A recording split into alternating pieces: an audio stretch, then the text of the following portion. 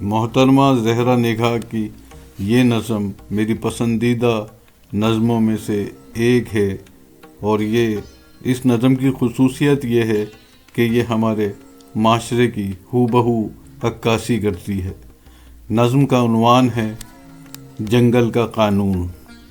سنا ہے جنگلوں کا بھی کوئی دستور ہوتا ہے، سنا ہے جنگلوں کا بھی کوئی دستور ہوتا ہے، سنا ہے شیر کا جب پیٹ بھر جائے تو وہ حملہ نہیں کرتا، درختوں کی گھنی چھاؤں میں جا کر لیٹ جاتا ہے۔ سنا ہے جنگلوں کا بھی کوئی قانون ہوتا ہے۔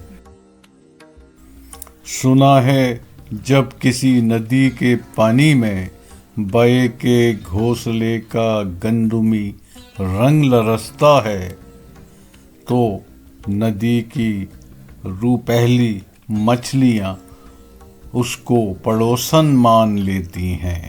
سنا ہے جنگلوں کا بھی کوئی دستور ہوتا ہے۔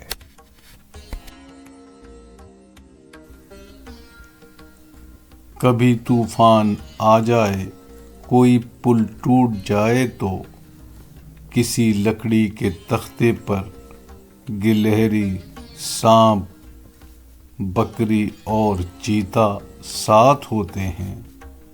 سنا ہے جنگلوں کا بھی کوئی دستور ہوتا ہے۔